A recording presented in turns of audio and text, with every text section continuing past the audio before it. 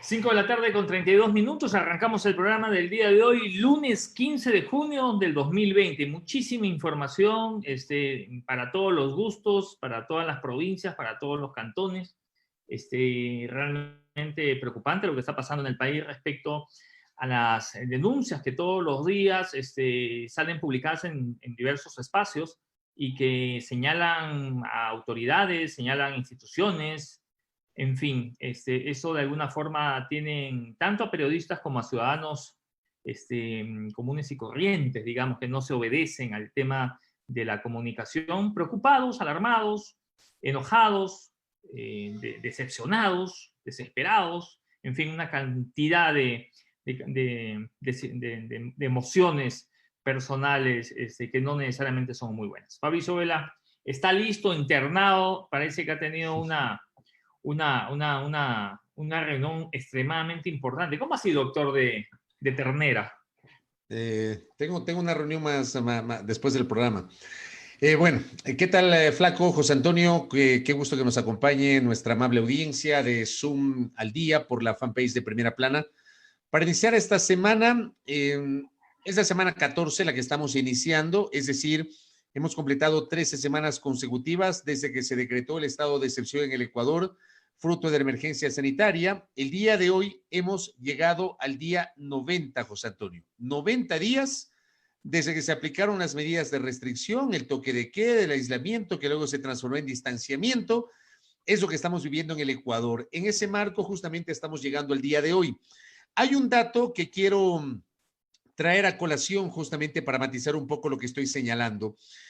El 16 de marzo, el presidente de la República emitió el decreto ejecutivo a través del cual dispuso el estado de excepción en todo el territorio nacional por la emergencia sanitaria fruto de la pandemia del coronavirus COVID-19.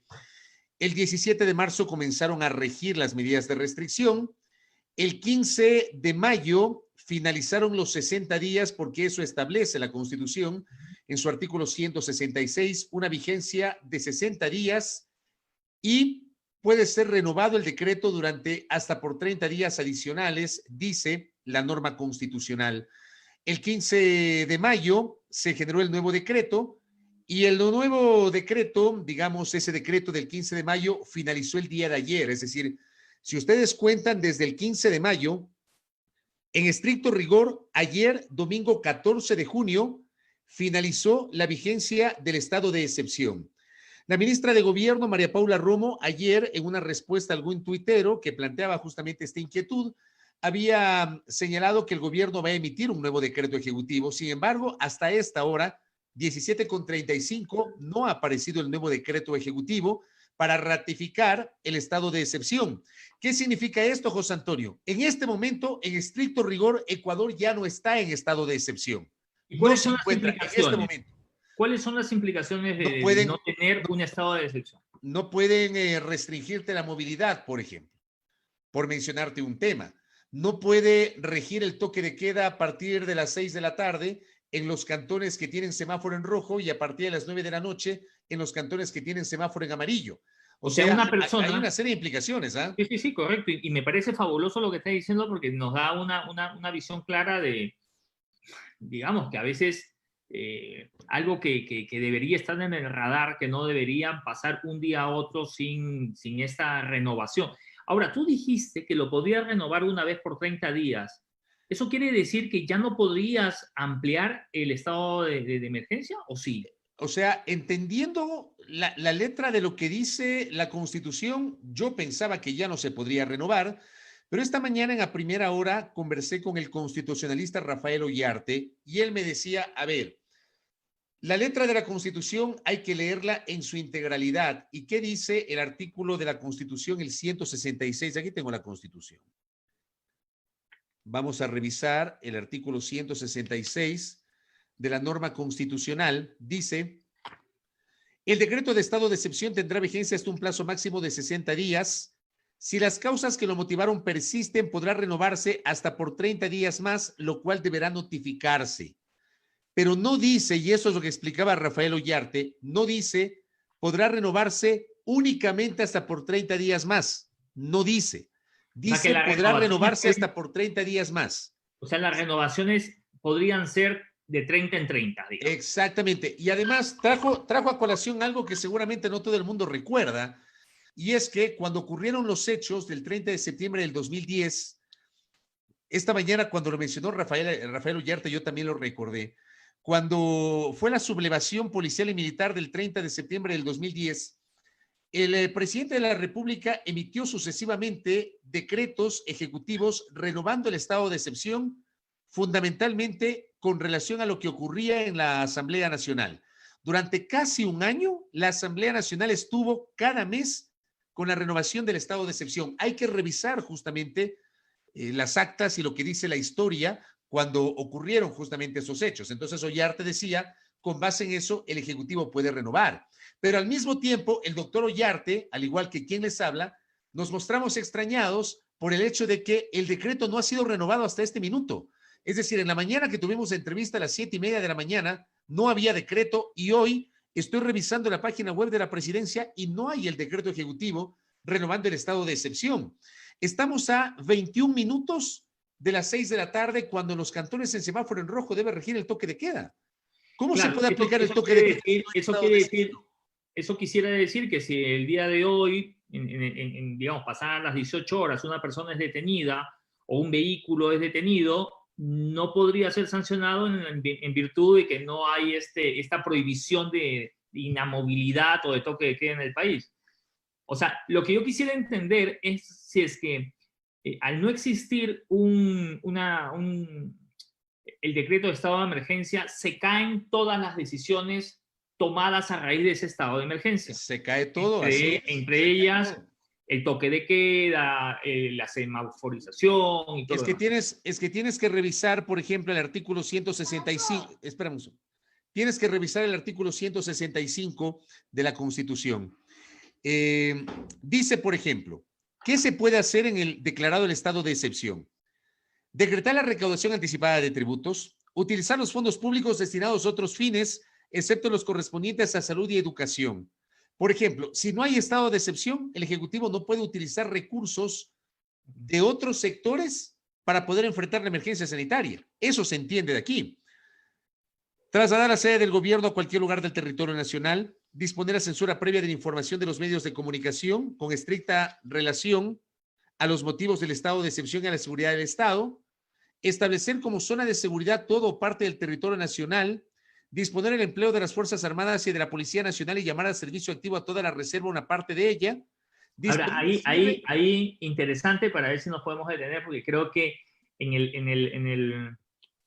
el numeral 6, disponer el empleo de las Fuerzas Armadas, quisiera decir que las Fuerzas Armadas en principio no podrían estar brindando este apoyo a la Policía Nacional, sino dentro de un estado de emergencia. Uno podría pensar exactamente eso.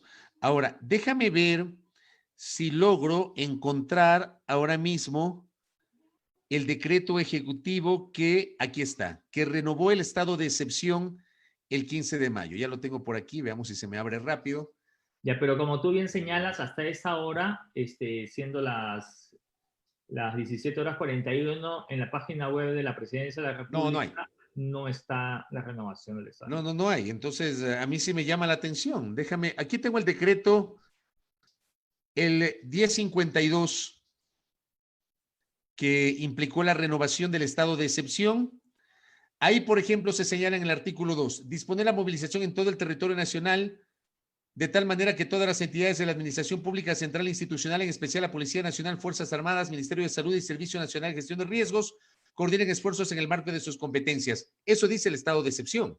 Se entendería que si no está vigente el estado de excepción, no se puede disponer esta movilización. Dice suspender, y esto es lo más importante, José Antonio, suspender el ejercicio del derecho a la libertad de tránsito y el derecho a la libertad de asociación y de reunión. Si no está vigente el estado de excepción, no puedes restringir el tránsito en las carreteras como actualmente está ocurriendo, fruto justamente del estado de excepción que ha tenido el país desde el 16 de marzo y que fue renovado el 15 de mayo. Determinar el alcance de la limitación del ejercicio del tránsito. Se declara que no se podrá circular en las vías y espacios públicos. La libertad de movilidad. Ahí está el tema de salvoconductos. el desarrollo de la jornada laboral, la zona de seguridad, la movilización de las funciones del Estado. Todo eso dice el decreto ejecutivo del 15 de mayo que supuso la renovación del estado de excepción. O sea, todas esas decisiones se toman al calor de la firma del decreto de estado de emergencia. Exactamente. Entonces, es una pregunta muy simple. ¿Qué pasó con el estado de excepción? Ahora, déjame ver si hay alguna información, por ejemplo, en la cuenta Twitter de la ministra de Gobierno, porque la ministra de Gobierno ayer le había anticipado a una persona que le había consultado que iba a haber una renovación del estado de excepción y no encuentro ninguna referencia reciente sobre la confirmación de que va a haber una prolongación del estado de excepción. O sea, no existe esto. Yo te digo lo que hay, lo que existe en este momento. A esta hora no ha sido emitido el nuevo decreto ejecutivo y el estado de excepción terminó ayer. Yo leí un medio de comunicación que el estado de excepción termina hoy. Por Dios, cuenten 30 días a partir del 15 de mayo. Mayo tiene 31 días. Los 30 días terminaron ayer 14. Es cuestión de contar. Vamos a preguntar en el chat de SECOM, ¿ya? Vamos a ver si es que...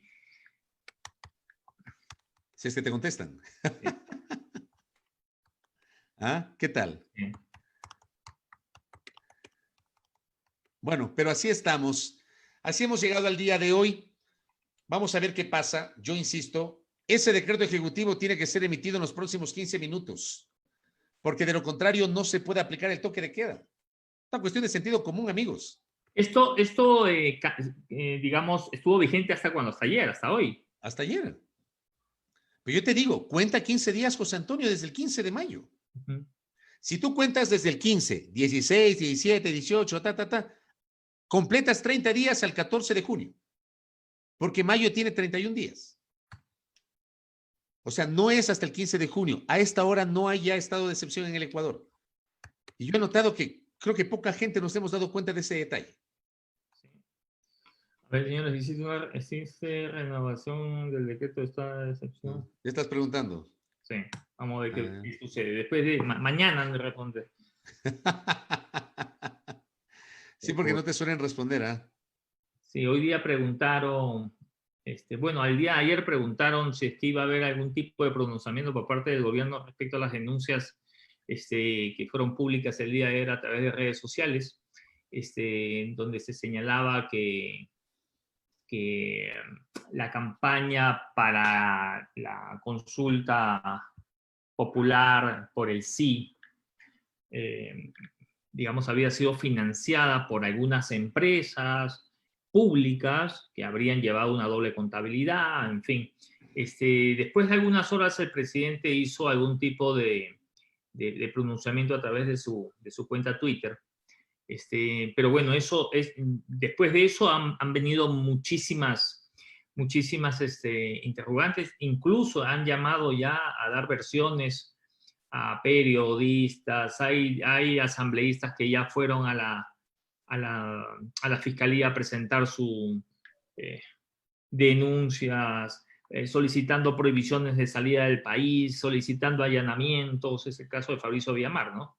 Claro, a ver, sobre esto hay algunas cosas para comentar, José Antonio. Yo reflexionaba sobre la forma como se desarrollaron los episodios el día de ayer. A las 4 de la tarde, el portal La Posta, hay que citar la fuente porque fue así. El portal La Posta fue el que hizo una publicación de aproximadamente 7 minutos y medio, a través de la cual sus periodistas informaban de posibles irregularidades en el financiamiento de la campaña por el sí para la consulta popular que impulsó el gobierno y que nos llevó a las urnas el 4 de febrero del 2018. ¿Qué le dijo La Posta al país? Que supuestamente se desviaron recursos pertenecientes a las empresas públicas, o sea, recursos públicos para un fin distinto para poder financiar una campaña electoral. Hasta ahí, eso se enmarca en un delito de peculado. Bien, hasta ahí. vendrías, a ver, ahí habría Claro, es el uso de recursos para otros fines que no sean los establecidos por la institución. No necesariamente. El peculado es la disposición arbitraria de fondos públicos para beneficio personal o de terceros. Esa es la definición del peculado. Digamos que esto, conforme tú lo planteas, puede generar una discusión jurídica muy grande. Pero de plano ahí puede haber un delito. De plano, ahí puede haber un delito. El desvío de recursos públicos de las empresas públicas para un fin distinto. Jorge Wattet responde ayer a propósito de un tuit que posteriormente generó el presidente, que ya lo vamos a analizar, responde y señala que él no manejó los recursos de la campaña de la consulta, sino que ese manejo estuvo en manos de un tesorero y que ese tesorero presentó el informe al Consejo Nacional Electoral. ¿Qué denuncia la Posta? La Posta dice, señores, aquí hubo doble contabilidad. Hay una contabilidad que se presentó al Consejo Nacional Electoral y hay otra en la cual consta ese desvío de recursos pertenecientes a las empresas públicas y que termina siendo ilegal. Ubican, por ejemplo, ahí como principales actores de ese supuesto desvío a Jorge Wattet, que en ese momento era la cabeza de todas las empresas públicas, que hoy es el presidente del Consejo Directivo del IES, y ubican a Gustavo Baroja, en su condición en ese momento de prefecto de la provincia de Pichincha, pero además de secretario ejecutivo de Alianza País. Tú decías varias horas, no fue tanto, fueron 2 horas después. Y estas son las cosas que llaman la atención. Justo 2 horas después, el señor presidente de la República, o al menos en la cuenta Twitter del señor presidente de la República, quienes escriben en esa cuenta, escribieron lo siguiente. Refrán de mi abuela, mientras más... Pero sería bueno que lo compartas. ¿Lo tienes ahí? ¿Lo tienes tú? Yo lo tengo, espérate. Para que vean el refrán de la abuela. Espérate un segundo. Mostremos el refrán de la abuela a los internautas. Ahí lo tienen. Refrán de mi abuela, mientras más cerca estés del culpable, más nervioso se pone. Tienen todo el dinero del mundo y aún muchos se preguntan ¿para qué robaron tanto? Para cubrirse las espaldas y comprarlo todo. No entiendo ese tuit. Perdónenme, pero no comprendo ese tuit. No comprendo. Dice, mientras más cerca estés del culpable, más nervioso se pone. Tienen todo el dinero del mundo y aún muchos se preguntan ¿para qué robaron tanto? Para cubrirse las espaldas y comprarlo todo. Yo no entiendo este tuit del señor presidente. Yo quiero leer entre líneas. Entiendo que el presidente de la República lo que está intentando sugerir ahí es que se está empezando a filtrar denuncias a través de medios para, obviamente, atacar su gestión. Eso es lo que entendería yo. Yo no lo sé. O sea, si dice, mientras más cerca estás del culpable, más nervioso se pone, ¿quién es el culpable? ¿Quién se puso nervioso? O sea, yo no lo entiendo. Y no entiendo qué significa decir tienen todo el dinero del mundo y muchos se preguntan ¿para qué robaron tanto? No entiendo. O sea, créeme, yo no comprendo. Para mí es súper confuso este primer tuit. Recontra confuso. El segundo tuit que está atado a ese primer tuit es un poco más claro, pero igual lo vamos a comentar. No permitiré que se deslegitime la voluntad de todo un pueblo expresada en una consulta popular que se decidió por la libertad, el respeto, la democracia y la transparencia. Solicitaré de inmediato que se investigue la contabilidad de las empresas públicas mencionadas. Ese segundo tuit, ese sí, digamos, es mucho más claro que ese primero, que créeme, yo lo he leído, le he releído y no termino de comprenderlo. No entiendo ese tuit. No comprendo ese tuit. Pero deberías hacer un ejercicio, yo lo hice con 2 o 3 personas. ¿Sí? Digamos, ¿quiénes están en la escena de la culpabilidad, si se quiere decir así? ¿Sí? ¿Qué personajes son a los cuales se los está atacando? O no atacando, pero denunciando, ¿no? Y si tú ves cuán activos han estado en los últimos días, luego de las denuncias, quizás tengas un poco de relación, se puede relacionar lo que dice el presidente, es decir, cuanto más cerca están, más nerviosos se ponen, y vas a ver toda la cantidad de cosas que lo Restrepo, que el tío de no sé qué, que el abuelito... ¿Pero quiénes son los nerviosos? Es que no sé quién es el nervioso. Lee, por ejemplo, la cuenta de Abdalá Bucaram, que a propósito me ha bloqueado. Ah, ¿también te ha bloqueado? Bienvenido al club. Oye, yo nunca he interactuado con Bucaram. Nunca lo he insultado o le he dicho que es corrupto. Jamás. Inclusive, quienes me siguen y me conocen saben cuál es mi posición sobre su destitución como presidente de la República, que no significa defender su gobierno, que obviamente fue muy cuestionable, y a mí me bloqueó. Así que bienvenido al club, José Antonio.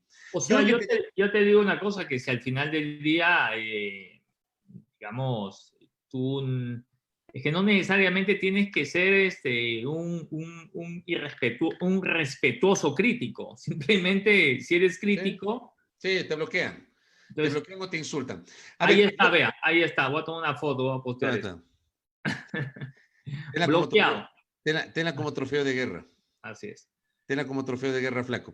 A ver, yo te insisto, no termino de entender ese tuit del señor presidente. Y mira, si escriben en la cuenta del presidente de la República, porque sabemos que el presidente no es quien escribe, pero la persona o las personas que manejan la cuenta Twitter deben generar mensajes lo suficientemente claros. ¿A qué se refieren? O sea, esas indirectas que envían se prestan para las interpretaciones. Tu interpretación es distinta a la mía seguramente es distinta a la de algunos de los internautas que nos están siguiendo en esta tarde.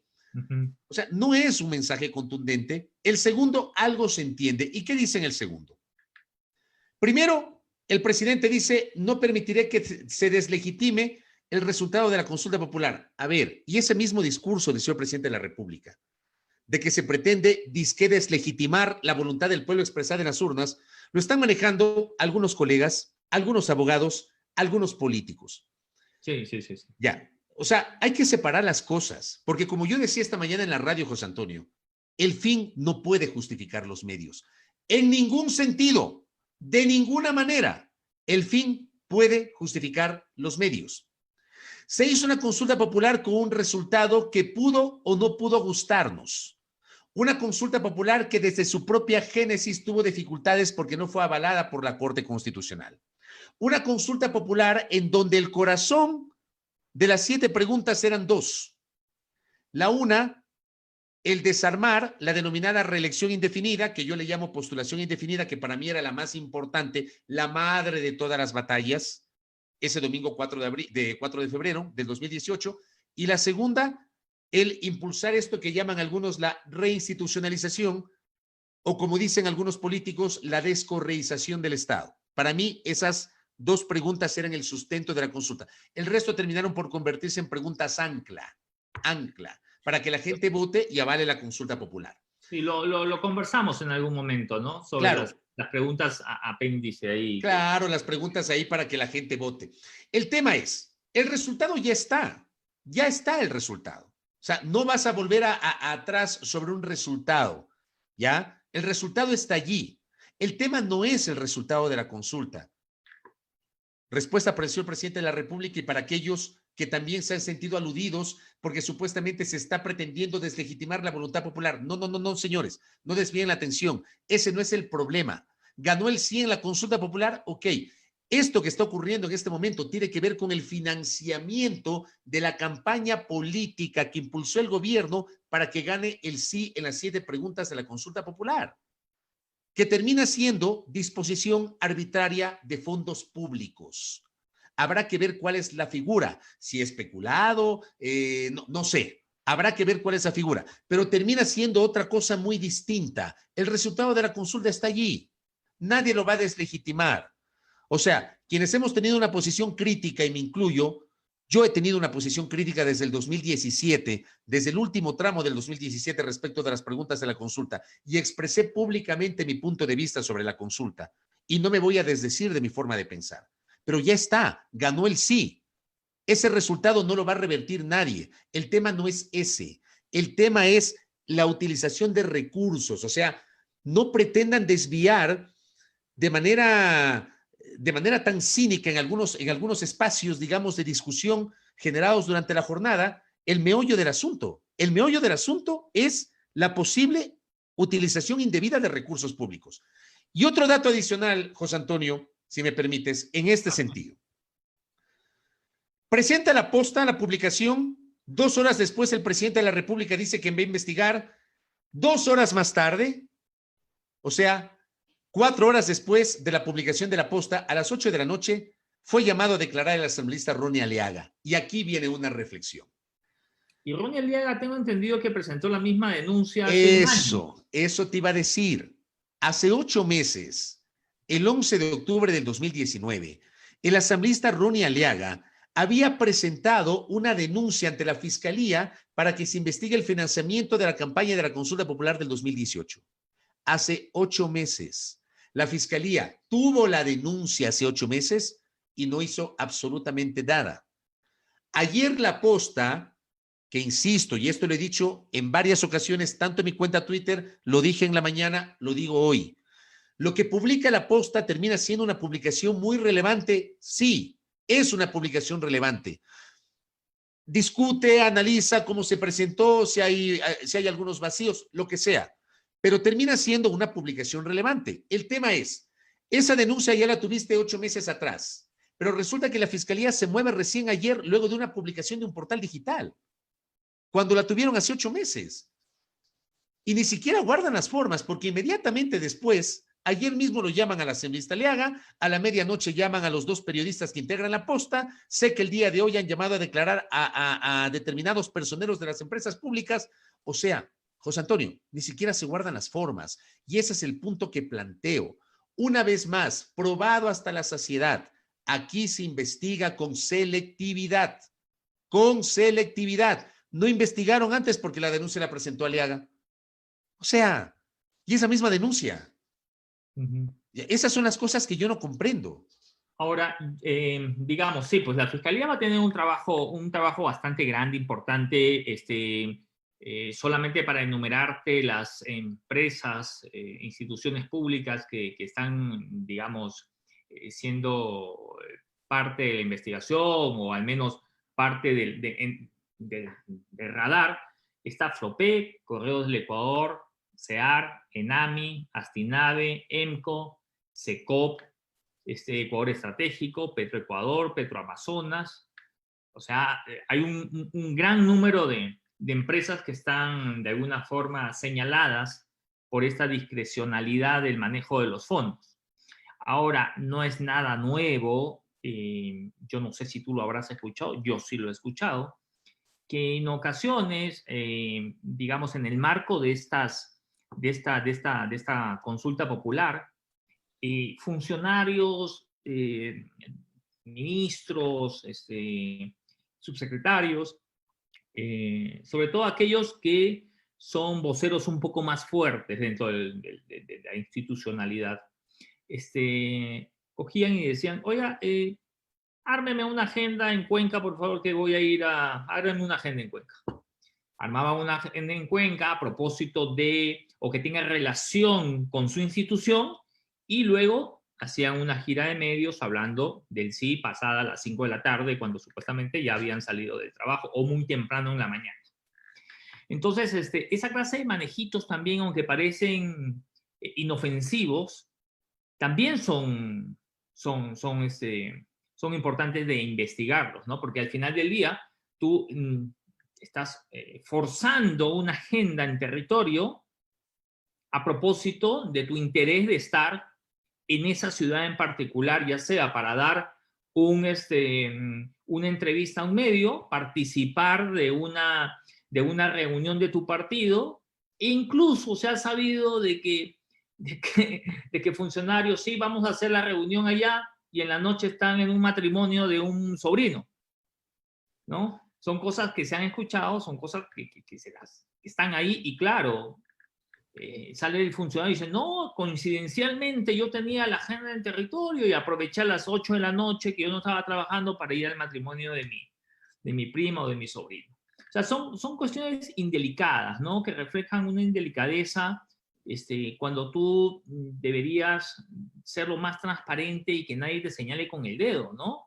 ¿Por qué te vas a ahorrar $180 en un pasaje de avión?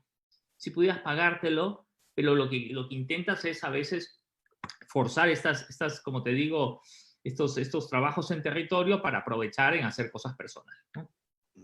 Sí, claro. Termina siendo indelicadezas, pero bueno, esas son indelicadezas. Vamos a los hechos que son, digamos, más de fondo y que tienen que ver con la corrupción. Yo te decía, José Antonio, en estas horas se ha ratificado y se ha confirmado que tenemos una selectividad absoluta en las investigaciones por parte de las autoridades. Publica un portal digital, 2 horas después viene el tuit del presidente y 2 horas después llaman al asambleísta que denunció hace 8 meses y al que no le pararon bola, lo llamaron a declarar. Este fin de semana, José Antonio, o sea, tienes este tema. Pero por otra parte, y ahí vuelvo a ratificar en el tema de la selectividad. Por otra parte, desde el viernes se han generado denuncias en varios portales, en el portal de Radio Pichincha Universal, en el portal La Fuente y en el portal Mil Hojas. Y el día de hoy hay una gran denuncia en el portal denominado Periodismo de Investigación sobre el supuesto reparto de los hospitales y de otros espacios del sector público a favor de legisladores. Yo quisiera saber si con la misma agilidad que ayer la Fiscalía procedió, porque insisto, o sea, esto es de analizar así. O sea, yo te invito, Flaco, e invito yo a la audiencia a hacer ese análisis. Ayer fue rapidísimo. Publicación de la posta, 2 horas después tuit del presidente, 2 horas después Ronnie Alaga llamado a declarar sobre una denuncia que presentó hace 8 meses. Desde el viernes circula una supuesta lista de legisladores que supuestamente se habrían beneficiado con canonjías generadas por el propio gobierno. Yo no voy a decir que es real eso porque a mí no me corresponde. Yo simplemente ubico hechos. Quien tiene que investigar es la Fiscalía. Yo quisiera saber si la Fiscalía ya comenzó una indagación previa sobre aquello. Si la Fiscalía ya está indagando la supuesta relación de legisladores con gerentes de hospitales, con la administración de hospitales, con el nombramiento de delegados del gobierno central en diversas instituciones en sus respectivas jurisdicciones provinciales. Yo quisiera saber, por ejemplo, si, a ver, algunos legisladores ya han salido al paso. Sé que Karina Arteaga emitió un comunicado a través de su cuenta Twitter. Sé que Carla Cadena hizo alguna declaración. Me parece que el asambleísta Carlos Berman en el mismo sentido. Pero digamos, hay publicaciones muy precisas que dicen que el asambleísta tal manejó el hospital de Chone, el asambleísta Pascual manejó el hospital de Puerto Viejo, el asambleísta Sultano manejó el hospital de Manta, el asambleísta Perencejo manejó el hospital de no sé dónde. O sea, yo quisiera saber si la Fiscalía ya ha iniciado por lo menos una indagación previa sobre eso. Yo no estoy diciendo que los legisladores son culpables porque a mí no me corresponde, pero sí me corresponde demandar que así como se están investigando unas cosas, investiguen todo, todo. Por eso yo planteo y cuestiono la selectividad de las investigaciones, José Antonio. Y si los nombramientos de aquellos funcionarios que han estado al frente de instituciones, como en el caso de la salud, son producto de algún ejercicio de mérito, ¿no? Es decir, de llamar a unos 3, tomar unos exámenes, ver cuál es la persona más idónea, o fueron nombrados, digamos, como se dice popularmente y criollamente a dedo, ¿no? Claro. Terminan siendo nombramientos políticos. Pero mira, José Antonio, yo he sentido en estas horas con todo lo que está pasando, con todo lo que está pasando, con este supuesto reparto a legisladores, aparentemente no son solo legisladores de Alianza País, hay legisladores independientes a los que igualmente, según estos portales digitales, también habrían accedido a determinados espacios de poder en ciertas provincias. Insisto, eso le corresponde investigar a la Fiscalía. Pero yo vuelvo a decir lo que dije la semana pasada, José Antonio. Me han transportado en el túnel del tiempo al pasado. Hace 25 años a 1995 y hace 23 años a 1997. En 1995, que lo referí la semana anterior, aquella revelación del propio vicepresidente de la República, Alberto Dajic, de que tenían que entregar canonjías e incluso recursos económicos a legisladores a cambio de votos, porque el gobierno de Durán Ballén no tenía mayoría en el Congreso Nacional. Y a 1997, porque ese año cae Bucarán. Y luego de la caída de Bucarán, José Antonio, se descubre esto que se denominó la Red Peñaranda. Yo propongo a la audiencia que traten de investigar esto que estoy señalando, la Red Peñaranda. Luis Peñaranda era un personaje que tenía relaciones políticas con determinados legisladores y que en aquel tiempo los legisladores manejaban recursos públicos, manejaban partidas extrapresupuestarias. Y con esos legisladores, cerca de una veintena de diputados de la República, hicieron unos negociados en la adquisición y distribución de bibliotecas y material escolar a establecimientos educativos del país. Yo te insisto, José Antonio, en aquel tiempo los diputados manejaban plata, recursos públicos. Por eso cuando tú ibas a los cantones, te encontrabas con la cancha de uso múltiple gestionada por el diputado fulano de tal o construida por el diputado fulano de tal. Y en el año 97, de esa manera, pues, se creó esta red a través de la cual alguna gente se enriqueció. Y cerca de una veintena de legisladores fueron destituidos en algunos casos, otros renunciaron, unos cuantos fueron detenidos y otros se fugaron, hasta que el proceso prescribió. Por eso te digo, José Antonio, estamos en 1995 de nuevo. Claro.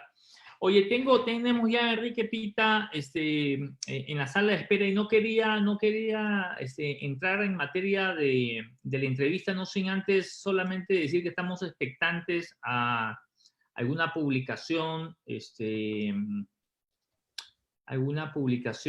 respecto a lo que se va a decidir hoy en la Corte Nacional. En la mañana se instaló la audiencia para resolver sobre los recursos de casación de Yamil Maguad.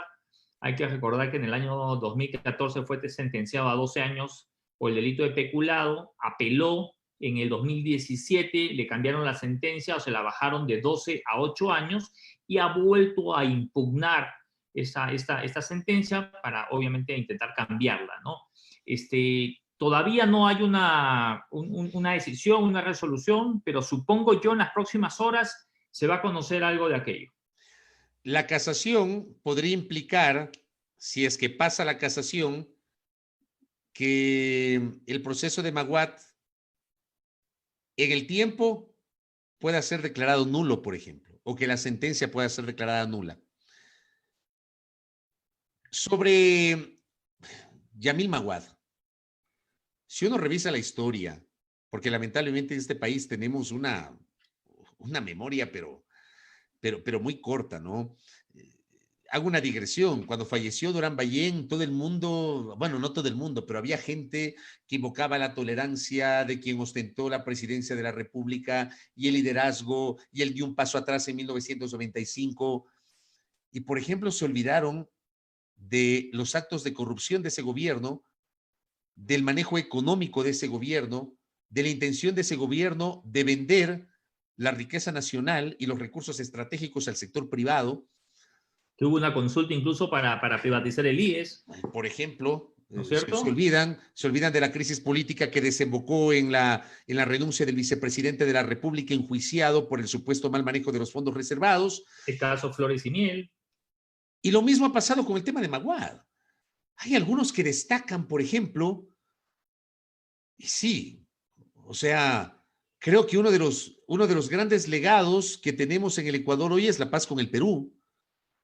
Podemos discutir el costo de esa paz, pero tenemos paz con el Perú.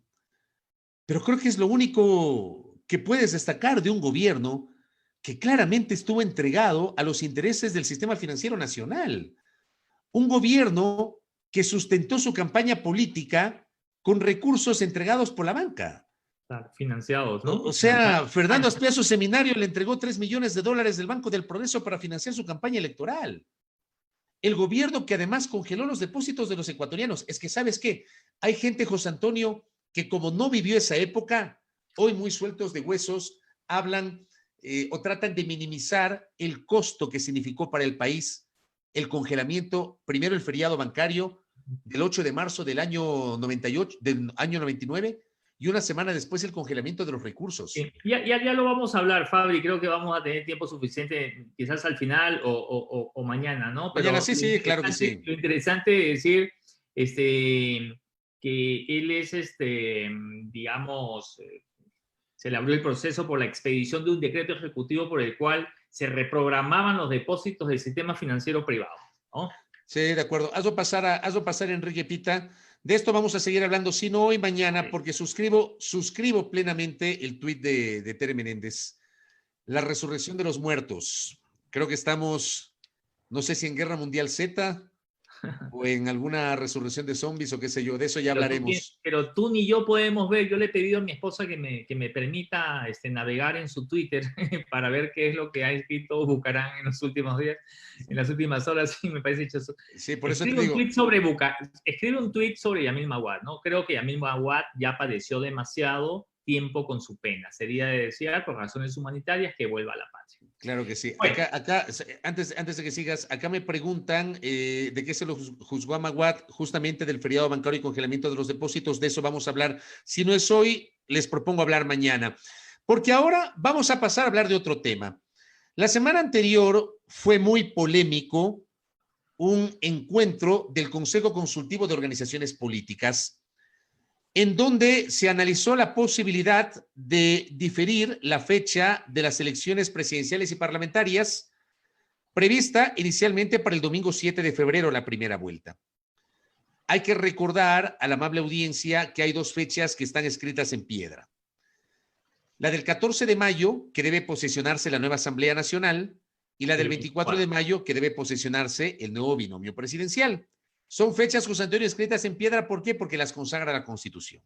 Lo que no está escrito en piedra es el calendario regresivo, que sin embargo debe ajustarse para que el 14 de mayo se garantice la posesión de los legisladores y parlamentarios andinos y para que el 24 de mayo se garantice la posesión del presidente y vicepresidente de la República. El vicepresidente del Consejo Nacional Electoral, Enrique Pita, tiene la gentileza de atendernos. Señor ingeniero, bienvenido a este humilde espacio digital. ¿Cómo le va? Buenas noches. Gracias, buenas noches. Saludos cordiales a ustedes, saludos cordiales a la audiencia. A sus órdenes. Ya veo que está muy perito en el Zoom, ¿eh? He tenido que... Pero le costó, ¿no? Tenga la certeza que sí. Yo todavía soy de la época de la leña y la piedra y señales de humo, así que imagínense. Y de la máquina de escribir. Claro. Sí, la máquina de escribir que corría de un lado para el otro, así es. Gracias, Enrique Pita. A ver, usted con Luis Verde Soto, su compañero del Consejo Nacional Electoral, corríjame si estoy equivocado, ¿ustedes están de acuerdo en que se cambie la fecha de las elecciones? Nosotros estamos de acuerdo, mi estimado amigo, perdón, en que se revise el calendario. Usted dijo bien al introducir estas conversaciones esculpidas en piedra, que son las fechas de posesión. Y de ahí para atrás hay que ir ajustando el calendario, respetando ciertos tiempos que son urgentes y que, mejor dicho, que van a ser muy importantes para poder cumplir con todo el proceso eleccionario. Tiene un plazo para ejercer, para desarrollárselo. Me refiero también a lo que le va a corresponder al Tribunal Contencioso Electoral en sus tiempos para absorber todas las situaciones de carácter legal refiriéndose esto a impugnaciones, apelaciones y reclamos que se pudieran dar. Hay que mirar en detenimiento todos estos tiempos y de ahí para atrás ir ajustando el calendario de tal manera de que podamos nosotros tener un poco más de holgura en todas las actividades. Yo le hago presente lo siguiente, Fabricio. El calendario que está vigente fue aprobado 2 meses antes de que nos invadiera la pandemia. Por tanto, era un calendario que tenía consideraciones diferentes, con un Ecuador diferente, ¿verdad? Ese calendario tiene que ser reajustado para efecto de permitir que las organizaciones políticas puedan desarrollar mejor su actividad y nosotros incluso institucionalmente podamos desarrollar nuestro proceso o nuestra planificación de nuestro proceso en una forma más cómoda. Ahora, ingeniero, yo quisiera un detalle simplemente. En la Constitución no habla exactamente del 14 de mayo ni del 24 de mayo. Habla de días después de la primera vuelta y la segunda vuelta. Yo quisiera saber si es así o existe, digamos, escrito la fecha exacta en algún otro documento. 24 de mayo es la posesión del nuevo presidente. Sí. La fecha del 24 de mayo es la posesión del nuevo presidente. Y no tengo Claro, pero son 2 o 3 días antes la posesión de la nueva asamblea, porque el presidente se posesiona ante la asamblea. Por Claro, lo el tanto, 14 son de esas mayo, fechas que son hechas fechas y claro, modificar. son 10 días antes, sí, correcto. A ver, se han reunido casi 20 organizaciones, 19 creo que son, ¿no? Y lo que piden es, digamos, que se aplacen las elecciones. No están de acuerdo con que sea telemático, proponen que quizás se aumente el número de recintos para hacerlo de una manera mucho más ordenada, pero legalmente se lo puede viabilizar así. Hay forma de coger el calendario que está planificado y tener un movimiento, digamos, un juego para poder cumplir con el calendario, o definitivamente se lo deberá mover.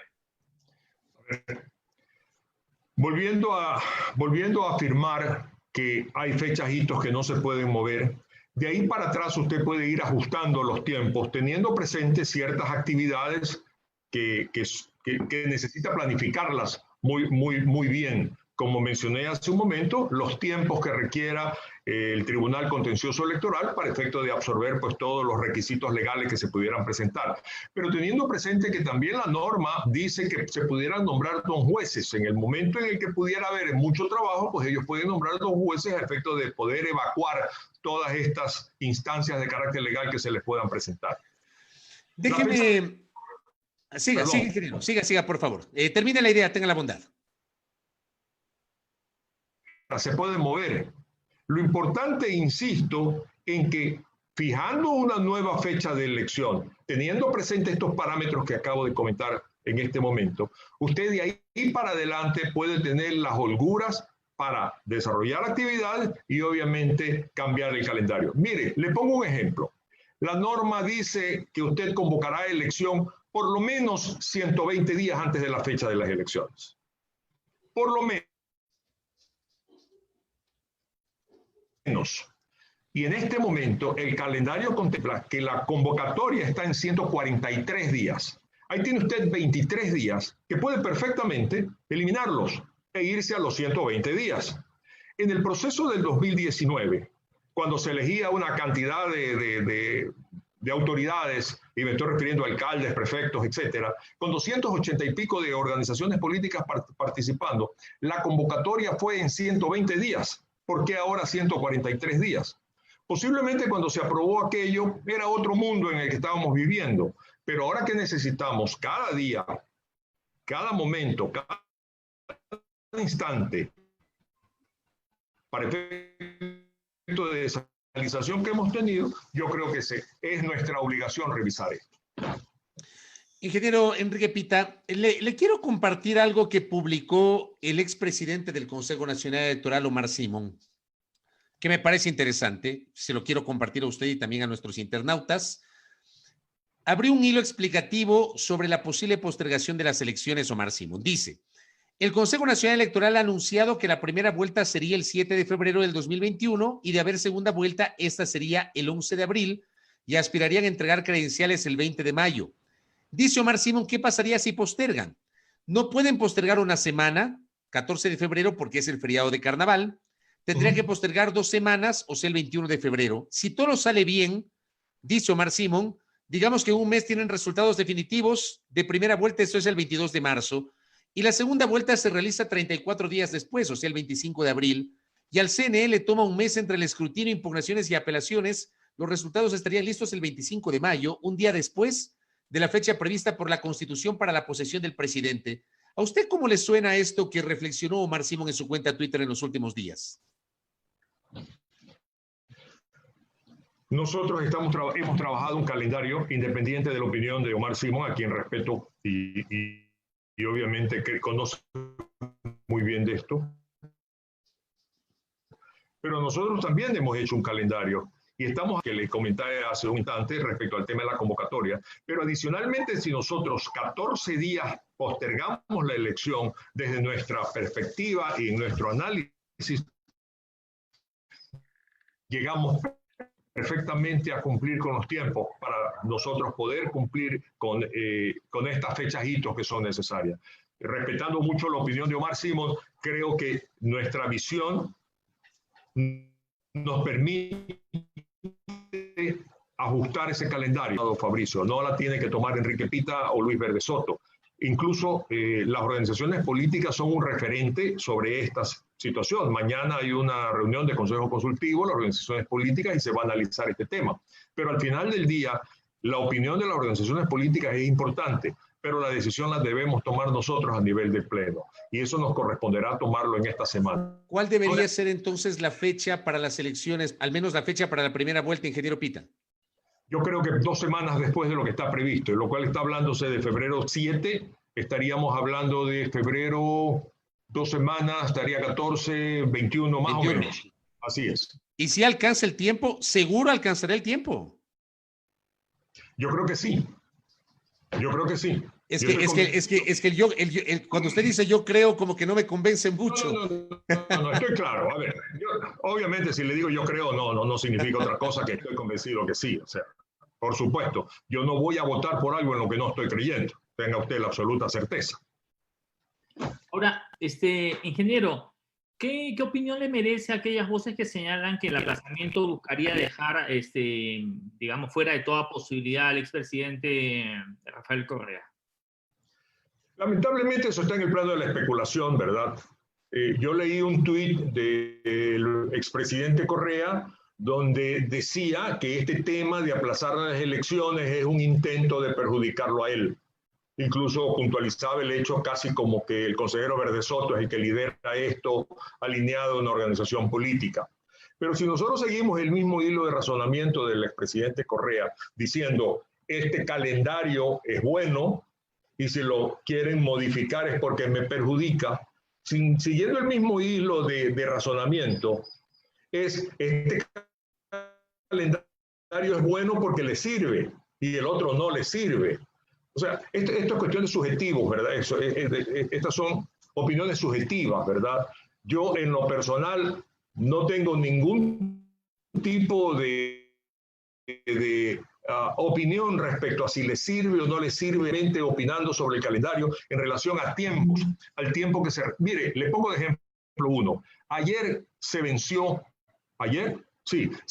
el plazo para cambios de domicilios. Porque claro, esa fecha está ajustada a un calendario antiguo. Y solamente se han realizado, entiendo, algo más de 15.000 cambios de domicilio, que es prácticamente un número insignificante al lado de lo que tradicionalmente se ha realizado en cambios de domicilio en el país. Pero se cerró porque estaba ajustada esa fecha a un calendario que está desactualizado desde mi punto de vista y que va a ser reformado. El plazo para que las organizaciones políticas, para que el Consejo Nacional Electoral realice una auditoría de las organizaciones políticas que pueden participar respecto a su número de afiliados y si ha existido alguna situación de ilegalidad en sus registros o en su registro ante el Consejo Nacional Electoral, también vence. Y eso también tiene que mirarse para efecto de que la función electoral pueda tener más tiempo para hacer el trabajo de esta auditoría. Hay 8 organizaciones políticas que han presentado sus firmas para ser revisadas y constituirse en organizaciones políticas y poder participar en el próximo proceso. Ya ese plazo está prácticamente a punto de fenecer y no se ha hecho tal trabajo. Estas situaciones son las que tienen que corregirse. Insisto, no es por inacción de la función electoral, es porque así sucedió con un país paralizado, ¿verdad?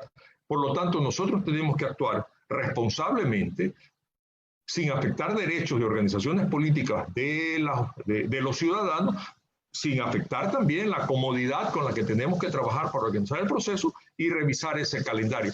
Respecto a lo cual hemos venido trabajando o insistiendo mucho Verde Soto y yo, pero no ha existido ningún tipo de voluntad por parte de quienes hoy hacen mayoría en el Consejo Nacional Electoral. ¿Cuándo se podría confirmar, ingeniero Enrique Pita, si habrá o no una modificación del calendario electoral, entendiendo que en teoría, según la planificación original, el 17 de septiembre deberían convocar elecciones?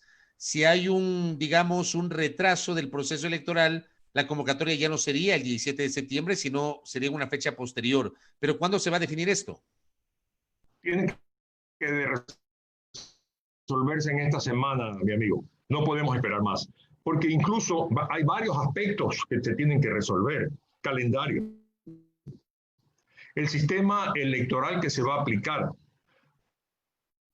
Si bien es cierto, Luis Verde Soto y yo veníamos en atención a la desconfianza altísima por parte de la ciudadanía y de las organizaciones políticas respecto a la administración del sistema informático del Consejo Nacional Electoral, entiéndase respecto a la función electoral, obviamente sería una audacia el seguir insistiendo sobre un sistema que no genera confianza, que es perfectamente válido desde nuestro punto de vista, pero si las personas no tienen confianza en el Consejo Nacional Electoral o en quienes administran el Consejo Nacional Electoral, pues simplemente hemos dejado de lado. Si se va a hacer presencial, no se puede hacer en 3 días en contra de la ley.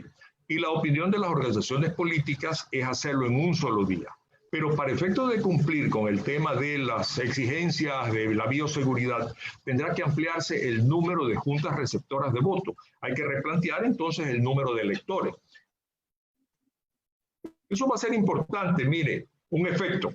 La gente está acostumbrada a votar en un recinto electoral. Si usted rebaja a 150 o a 200 personas por juntas receptoras de voto, significa que va, en vez de 40.000,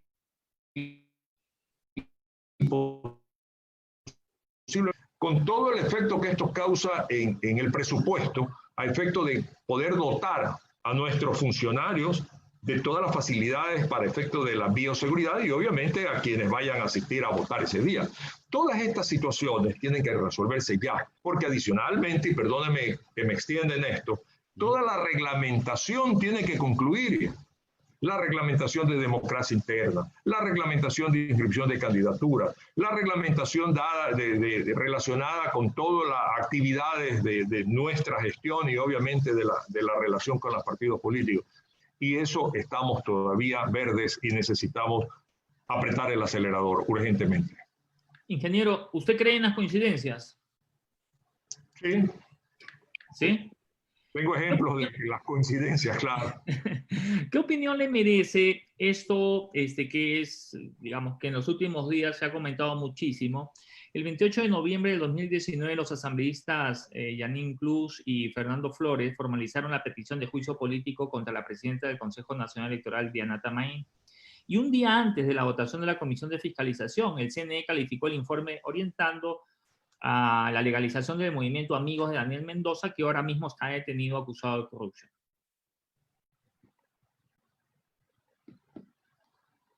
¿Qué opinión le merece esta no sé si es coincidencia o qué?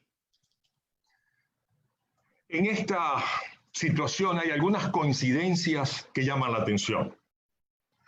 Hay algunas situaciones que yo creo que tienen que ser investigadas. Hay algunas decisiones que se tomaron en su momento que llaman la atención. Permítame decirle una. En junio del 2019 se rechaza el movimiento político del nuevo movimiento político en el cual no consta Mendoza, pero que coincidentemente el teléfono del representante de la organización política es el teléfono del chofer del asistente de Mendoza. O sea, esas son coincidencias extrañas, ¿verdad? Coincidencia extraña es que el dirigente de la organización provincial se renuncia, que si consta Mendoza, renuncia para irse para acá. Pero mire lo que le estoy comentando. En junio del 2019, solamente se califican casi 18.000 firmas de un total de 186.000 que se requerían para esta calificación de esta organización política. Y coincidentemente, cuando se está dando el tema del juicio político, se califican las firmas. Nosotros, en lo personal, como consejero, no tenemos información respecto en qué momento se produjeron, cuándo fueron presentadas, quién. Con otro hecho coincidente que vale la pena mencionarlo, que la organización en el camino cambia de nombre cuando ya había presentado los papeles con las firmas. Yo quiero investigar, y por supuesto estoy pidiendo la información, yo quiero investigar respecto a que si esas firmas fueron recogidas con un nombre y no puede haberse dado, porque la gente firma para una organización con un nombre y esos papeles automáticamente quedan inhabilitados porque si no se establecería un comercio de hojas recogidas en la calle para una organización política y después las voy a meter en otra. Esto se ha dado en el pasado. Por lo tanto, estas situaciones llaman la atención y tienen que ser investigadas. ¿Usted cree que hubo un cambio de favores? Voy a repetir algo que lo dije el otro día en una entrevista. Si huele a pato, camina como pato, tiene plumas de...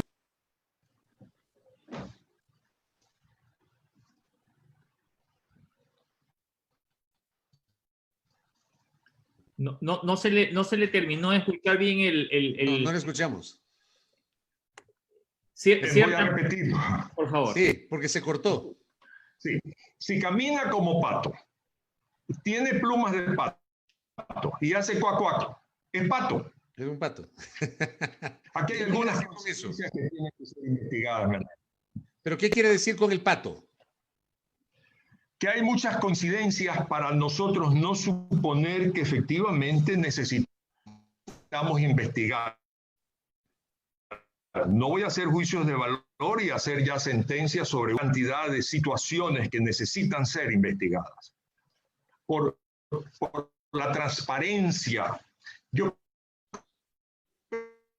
creo que incluso la misma presidenta del Consejo Nacional se abran y sean revisadas, precisamente para que su imagen quede total y absolutamente salvada de cualquier mala interpretación que se esté dando en este momento sobre esta situación. Insisto, porque lo mencionó José Antonio, hay coincidencias que llaman la atención y tienen que ser aclaradas definitivamente. Ingeniero Enrique Pita, hay algunas dificultades con la conexión con usted, digamos, estamos tratando de generar este diálogo con el vicepresidente del Consejo Nacional Electoral. Yo le quiero preguntar, ¿qué va a pasar con las 4 organizaciones políticas que inicialmente fueron observadas según borrador de la Contraloría General del Estado? Me refiero a Fuerza Compromiso Social, Libertades Pueblo, Podemos y Justicia Social. Justicia Social me parece que es del esposo de Pamela Martínez, él es el que lidera, el señor Jimmy Salazar. Podemos es la organización que lidera Paul Carrasco, Libertades Pueblo es la organización que lidera Gary Moreno, quien es el hermano del presidente de la República, y Fuerza Compromiso Social, que era la organización de Iván Espinel, que ahora, al menos en el último proceso electoral, acogió al colectivo de la Revolución Ciudadana. ¿Qué va a pasar con estas 4 organizaciones políticas? ¿Hay una decisión sobre el futuro de estas 4 organizaciones? Es un tema sobre el cual todavía estamos inactivos en la función electoral. Ya debimos haber hecho las auditorías que correspondan, porque hay un artículo del Código de la Democracia que está vigente, que establece que si una organización política en el momento de su inscripción ha cometido la falta de generar firmas falsas y se determina que tal situación se ha dado. Por lo tanto, nos corresponde a nosotros, función electoral, hacer esa auditoría y no lo hemos hecho aún. Ni siquiera tenemos un reglamento para hacer tal trabajo. También estamos morosos en aquello.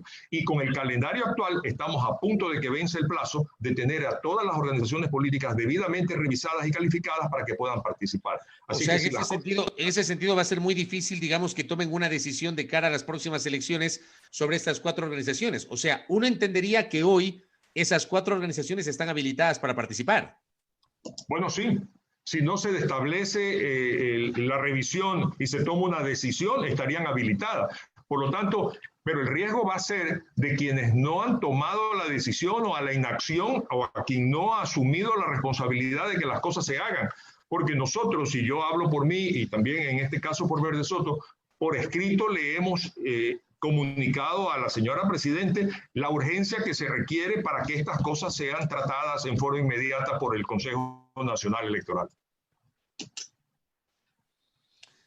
Correcto. Vamos a ver qué pasa, digamos, le quiero preguntar para ir cerrando esta entrevista, si es que ya les convocaron para esta semana al pleno del CNE para ver si ya toman una decisión sobre una eventual modificación del calendario electoral? No, no hemos sido todavía notificados.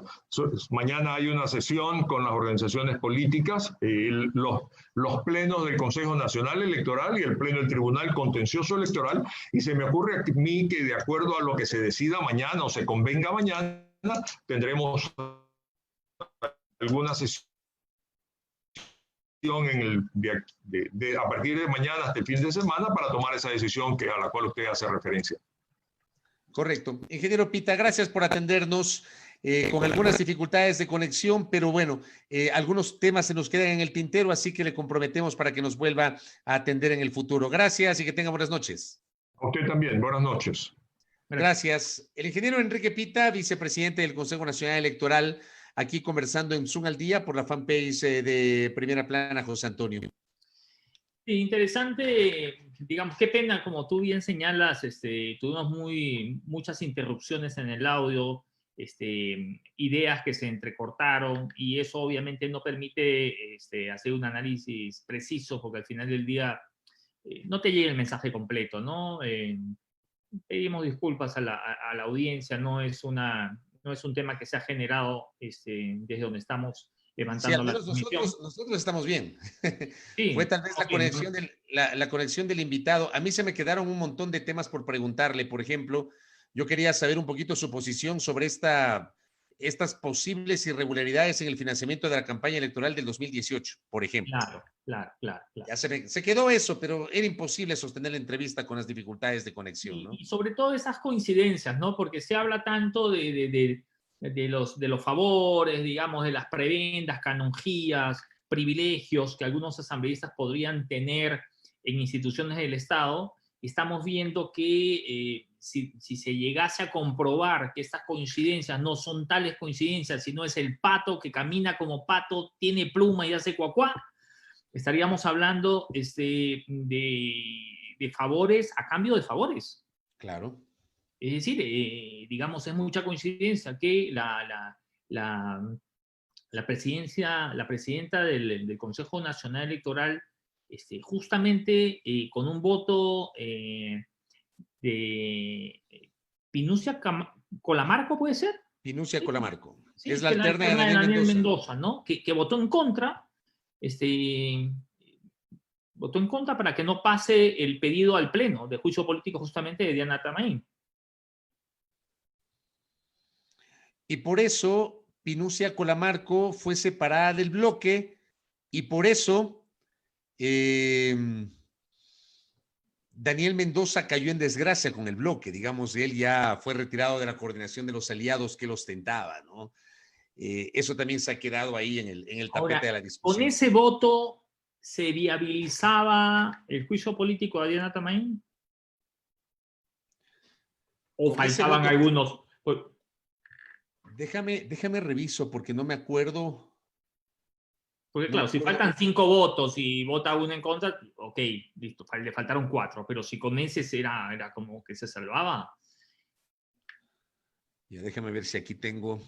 Creo que además lo que denuncia el ingeniero Pita, o no lo que denuncia, pero lo que dice respecto a que ya se había hecho la revisión de esas firmas, que había el 10% de las que se necesitaban, y anoche a la mañana pues ya se contó con el número de firmas, sí causa asombro. Sí, a ver, vamos, déjame revisar cuántos integrantes tiene la Comisión de Fiscalización de la Asamblea Nacional. A ver, veamos. Aquí tengo yo. Saque la pizarra. Déjeme mostrarle la pizarra, si me permite, señor. O sea, salga al pizarrón. Sí. Vamos a pasar al pizarrón en este momento. De acuerdo. Esta es la Comisión de Fiscalización y Control Político de la Asamblea Nacional. Joana Cedeño de Alianza País, presidenta. Eliseo Azuero del BADI, vicepresidente. Alberto Arias de Alianza País. Ramón Terán del Partido Social Cristiano. Karina Arteaga de Alianza País. Jimmy Candel del BIN, del Bloque de Integración Nacional. Ángel Gende, él me parece que es del BADI. Luis Pachala de Creo. Carmen Rivadeneira de la Revolución Ciudadana. Michelle Dumet de Alianza País. Mira tú. Daniel Mendoza en la Comisión de Fiscalización. ¿Eh? En la Comisión de Fiscalización, Daniel Mendoza. De Alianza País. Fausto Terán de Alianza País. Silvia Vera me parece que es de Creo. Esta era la integración de la Comisión de Fiscalización. De lo que tengo ahorita a ver, son 1, 2, 3, 4, 5, 6, 7, 8, 9, 10, 11, 12, 13. Necesitabas 7 votos para ser mayoría y solo se completaron 6. 6 votos a favor, o sea, faltó un voto para llevar a juicio político en el pleno de la Asamblea la presidenta del CNE. Hubo 6 votos a favor, 2 asambleístas votaron en contra y 4 se abstuvieron. Aquí dice la nota que publicó en su momento Primicias que Pinucia Colamarco, alterna a Daniel Mendoza, votó en contra de este pedido de juicio político. Faltaba un votito, José Antonio. Claro, o sea, digamos, hasta que no se puede lo contrario, lo vamos a dejar en la realidad de las coincidencias, pues, ¿no? Claro, mira tú. Y sí, lo que me dicen acá, ese era el voto que faltaba, solo uno y pasaba al pleno, faltó un voto. Hay que recordar también que la asambleísta Karina Arteaga no asistió y no envió a su alterno. Al día siguiente puso ahí una excusa de que estaba enferma, de que no sé qué, pero no envió a su alterno para poder votar. O sea... Mendoza tampoco, ¿no? ¿Ah? Y Mendoza tampoco. No, pues es que Mendoza sí mandó a la alterna. Claro, claro. Pero luego Mendoza quiso desmarcarse de la decisión de su alterna. Pero bueno, más allá de eso, José Antonio, que digamos no hubo juicio político, independientemente de eso, vamos un poquito al tema del diferimiento de las elecciones. Las 2 fechas están escritas en piedra y nos lo ha ratificado el vicepresidente del Consejo Nacional Electoral. 14 de mayo, posesión de la nueva Asamblea Nacional, 24 de mayo, posesión del presidente de la República. 7 de Esas febrero, fechas... primera vuelta, 11 sí, de abril, ahora, la vuelta. El tema es... calendario actual. El tema es, el calendario sí lo puedes modificar. Lo que no puedes modificar es la fecha de posesión de autoridades. ¿Qué es lo que, digamos, algunos sectores presumen? Algunos sectores creen que se pretende postergar las elecciones porque seguramente, digamos, atan ese hecho a que quieren esperar a que haya la sentencia ya definitiva y que se ejecutoríe la sentencia vinculada al caso Sobornos 2012-2016. Lo cual a mí me parecería totalmente deleznable, pero tampoco me extrañaría de que lo uno esté atado a la otro. Puede ser, digamos, en política cualquier cosa puede suceder. En este momento, tal y como están las cosas, el expresidente Correa podría candidatizarse, porque puede su ser sentencia candidato. no está en firme. Puede ser candidato. No está ejecutoriada, perdón. En este momento, Rafael Correa puede ser candidato, Cristian Viteri puede ser candidato, Viviana Bonilla puede ser candidata. Por mencionar 3 ejemplos, de gente que está sentenciada, pero cuya sentencia no está ejecutoriada. Solamente cuando la sentencia está ejecutoriada, el sujeto político queda inhabilitado, pierde sus derechos políticos, por ende no puede elegir ni ser elegido.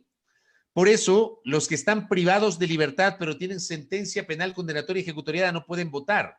En cambio, sí pueden votar aquellos que están detenidos, pero su sentencia no está en firme. Por eso hay también la recepción de votaciones en el interior de los centros penitenciarios. Generalmente eso se hace el viernes antes del domingo de elecciones. Un poquito para explicar esto a nuestro público. Correa no puede ser candidato a la presidencia de la República porque hay un candado constitucional a partir de la consulta popular del 2018, pero Correa sí podría ser candidato a la vicepresidencia de la República. O podría ser asambleísta por el exterior. A la asamblea, o podría ser candidato al Parlamento andino. Estoy hablando de los otros cargos a los cuales podría ser candidato. Pero mira que hasta sobre esto se discute, porque claro, hay quienes dicen, no puede ser candidato porque tiene que asistir físicamente a inscribir su candidatura. O sea, esto también se ha comentado en estas horas. Lo cierto es que hoy, en este momento, Correa no tiene impedimento para ser candidato. Yo no sé qué vaya a pasar después, porque si queda ejecutoriada la sentencia del caso Sobornos y Correa, digamos, su culpabilidad se ratifica y su sentencia a 8 años de privación de libertad se confirma, él ya no podría ser candidato. Yo no tengo dudas que Correa no va a ser candidato, no podrá ser candidato, no tengo dudas, digamos, conforme se han desarrollado los acontecimientos en los últimos días o en las últimas semanas o en los últimos meses. en los últimos 3 años, ya, para no quedarme en el último tiempo. Los últimos 3 años, cómo se han desarrollado los acontecimientos, yo no tengo dudas que Correa no va a ser candidato a ningún cargo de elección popular. Y luego deberá corresponder ya a la organización del proceso electoral cuando mismo se desarrollan las elecciones.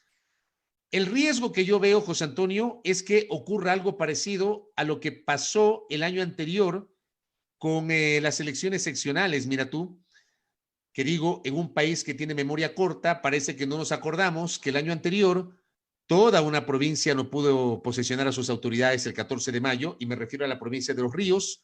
Hubo algunos cantones de la provincia del Guayas que tampoco pudieron posesionar a sus autoridades el 14 de mayo, y tampoco el 14 de mayo asumieron funciones los integrantes del Consejo de Participación Ciudadana y Control Social que fueron elegidos por la vía del voto popular.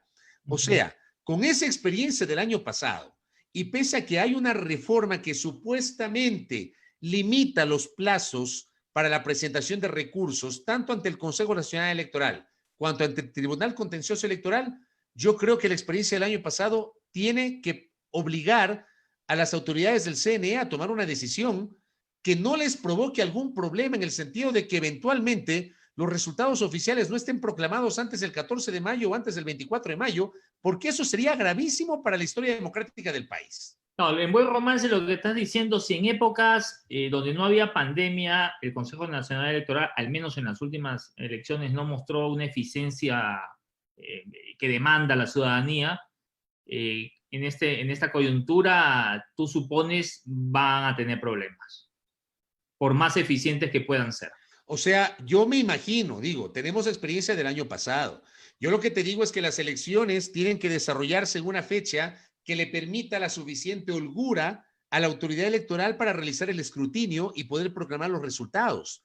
No te olvides que tenemos la programación de resultados numéricos, luego viene la impugnación de los resultados, luego viene seguramente la presentación de recursos ante el propio Consejo Nacional Electoral, luego viene la presentación de otros recursos jurídicos ante el Tribunal Contencioso Electoral. A mí eso es lo que me preocupa. O sea, yo sí me pongo a pensar en lo grave que sería que el 14 de mayo no se posesione la nueva Asamblea Nacional, o que el 24 de mayo no se posesione el nuevo presidente de la República. Porque además, en la Constitución no existe ninguna parte. En el evento, vamos a suponer un hecho catastrófico a través del cual resulta que el 14 de mayo no se posesiona la nueva Asamblea Nacional. En ninguna parte de la Constitución se establece que la actual Asamblea puede prorrogarse hasta ser constitucionalmente reemplazada. Y te digo que eso pasó el año pasado. Terminó el 14, digamos, el 14 de mayo fue el último día de Marco Troya como prefecto de la provincia de Los Ríos, por mencionarte este nombre. Y el 15 de mayo Los Ríos estaba sin prefecto. No tenía prefecto, no tenía viceprefecta. En algunas municipalidades no había alcalde, no había consejo.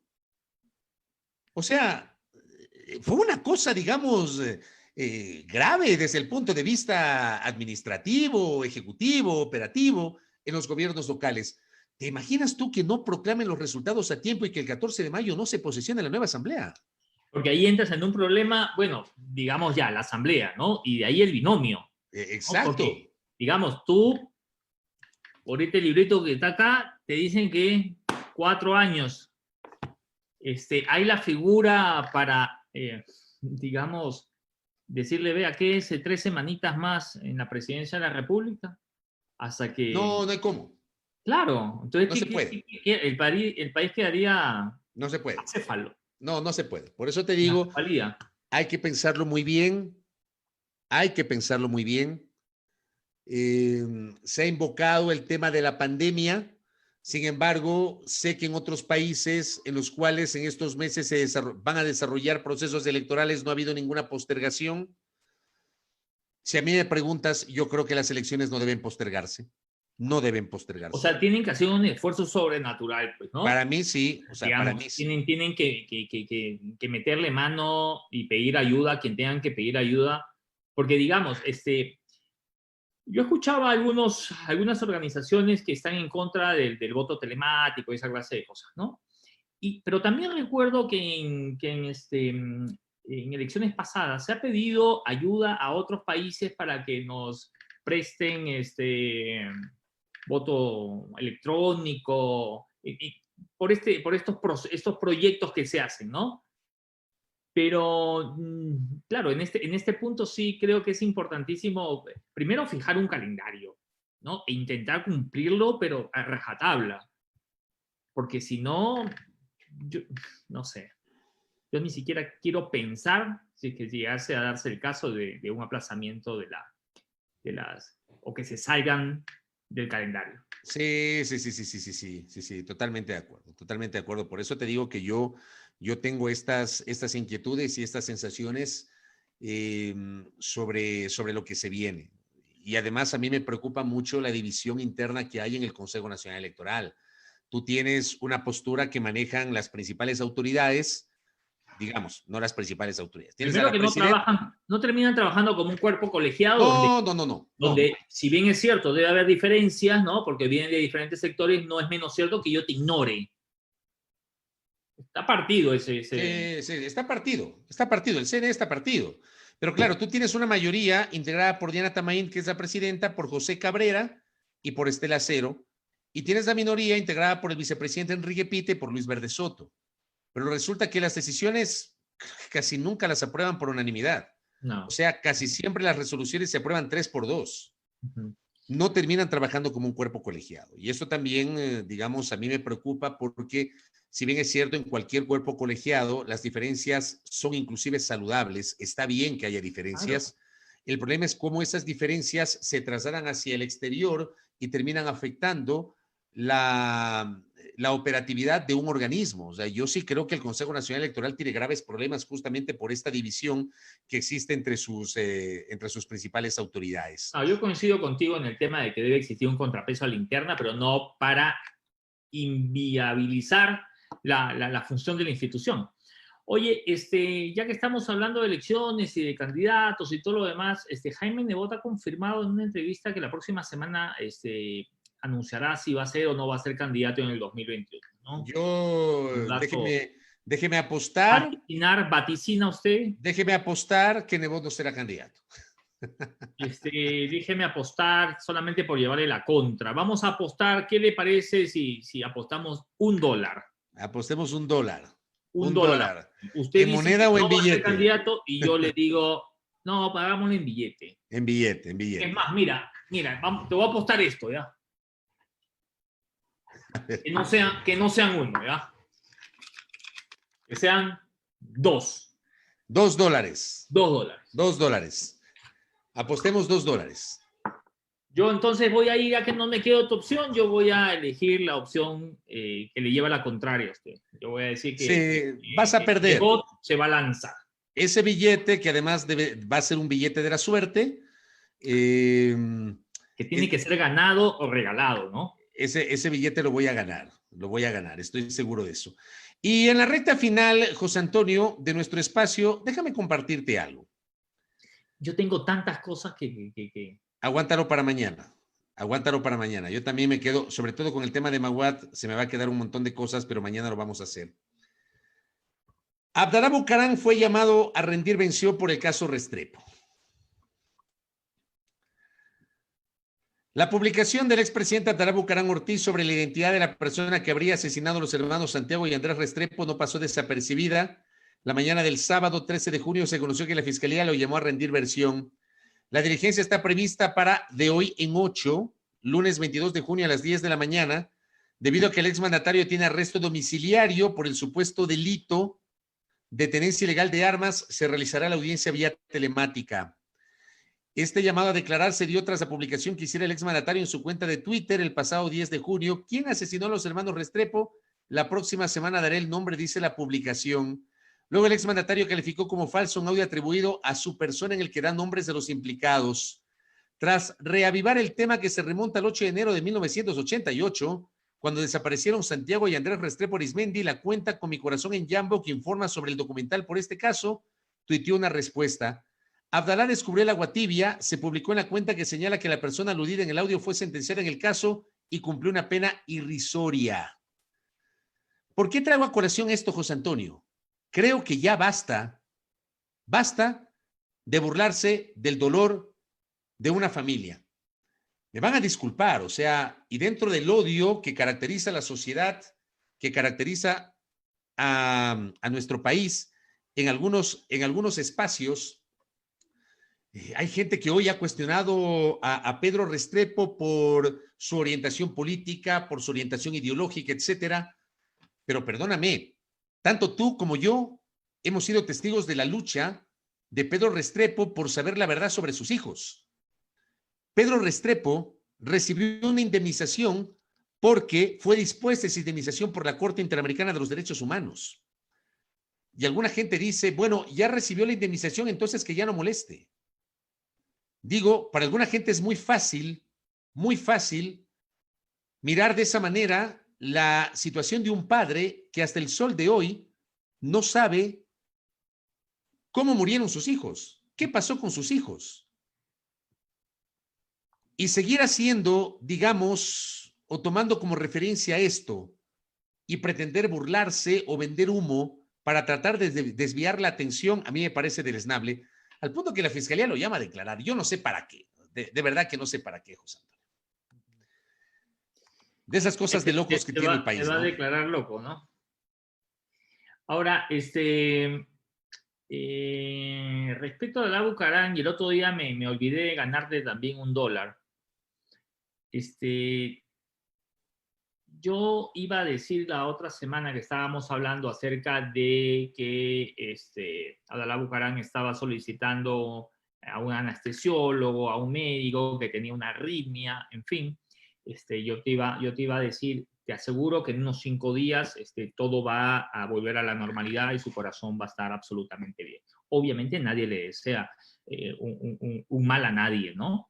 Pero antes que me bloquee pude ver un tuit del expresidente Abdalá Bucaram donde decía que ya el marcapaso ha sido reseteado y funciona al 98%. O sea, ya está bien.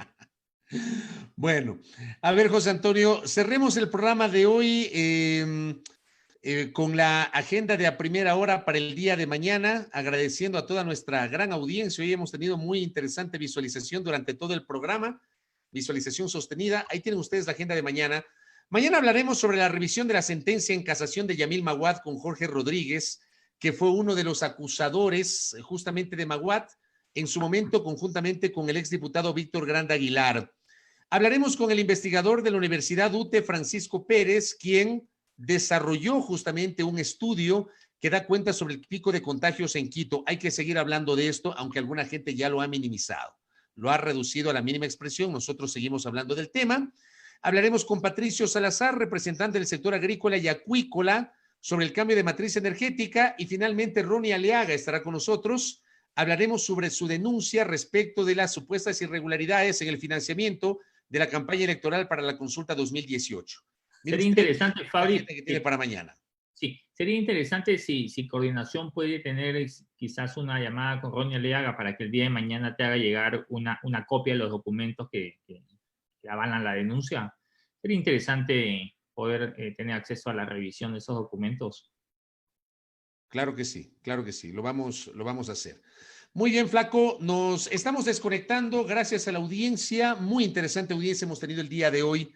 Acá, Pablo Javier, conéctese más temprano, ¿no?